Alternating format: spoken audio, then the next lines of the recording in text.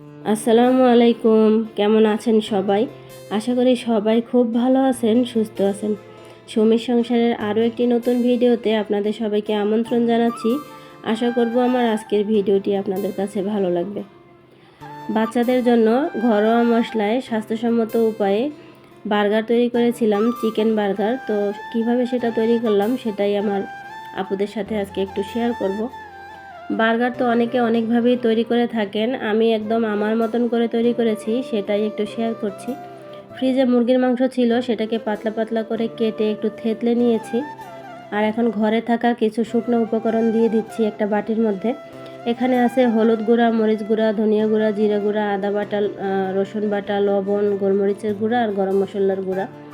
আর দিয়ে দিয়েছি সাথে 1 চা চামচ সয়া সস, আর দিয়ে দিলাম 1 টেবিল চামচ টমেটো সস।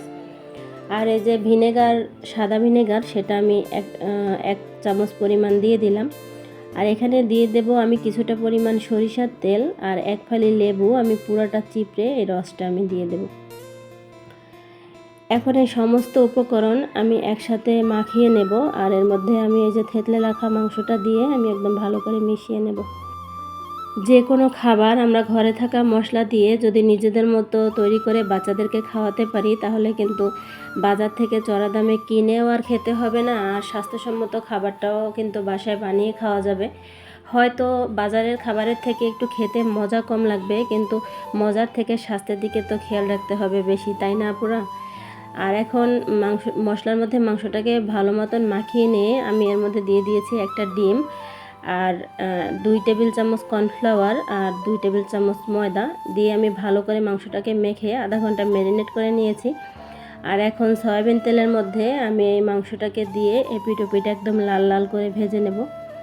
আমি জানি না এখন পর্যন্ত আমার ভিডিওর সাথে কোনো আপু অথবা ভাইয়েরা আছেন কি না। যদি আমার ভিডিওর সাথে কেউ থেকে থাকেন কিন্তু এখনও একটা লাইক দেওয়া হয়নি, তারা মনে করে অবশ্যই একটা লাইক দিয়ে দিতে পারেন। আপনার একটা লাইক আমার কাছে অনেক গুরুত্বপূর্ণ। তো বাসায় মেয়োনিজ তৈরি করে নেব, সেজন্য একটা ডিম সেদ্ধ করে নিয়েছি।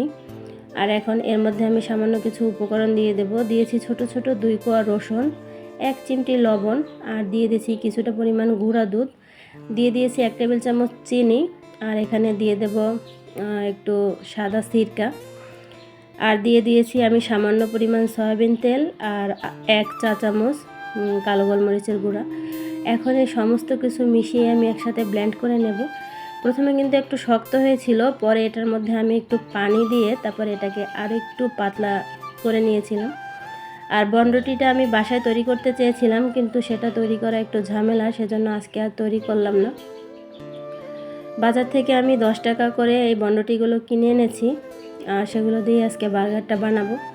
তো প্রথমে আমি বাসায় বানানো মেয়োনিজটা দিয়ে দিয়েছি, আর তার উপরে একটা টমেটোর সস দিয়ে দিয়েছি। আর এখন আমি শসা পাতলা পাতলা করে কেটে সেটা দিয়ে দিলাম, আর তারপরে যে মাংস যে ভেজে রেখেছিলাম সেটা দিয়ে দিলাম। আমি একদম ঘরোয়া মশলায় বার্গারটা তৈরি করে নিয়েছি, আর যেই সমস্ত উপকরণ আমি ব্যবহার করেছি এগুলো কিন্তু সব কিছুই আমাদের হাতের কাছেই থাকে। আমরা কিন্তু চাইলেই এভাবে স্বাস্থ্যসম্মত উপায়ে বাচ্চাদেরকে বার্গার, তারপরে পিৎজা এগুলো বানিয়ে খাওয়াতে পারি, তাহলে বাজার থেকে আর কখনোই কিন্তু চড়া দামে কিনে খেতে হবে না। আমার বার্গারটা বানানো কিন্তু একদম কমপ্লিট। বার্গারটা দেখতে যেমন অসাধারণ হয়েছে, খেতেও কিন্তু মাশাআল্লাহ অসম্ভব ভালো হয়েছিল। আমার বাচ্চারা তো খেয়ে অনেক প্রশংসা করেছে, এমনকি বাচ্চাদের বাবাও কিন্তু খেয়ে অনেক প্রশংসা করেছে। তো আপনারাও এভাবে বাচ্চাদেরকে বাসায় বানিয়ে দেবেন, সবাই খেয়ে প্রশংসা করবে ইনশাআল্লাহ। সবাই ভালো থাকবেন, আল্লাহ হাফেজ।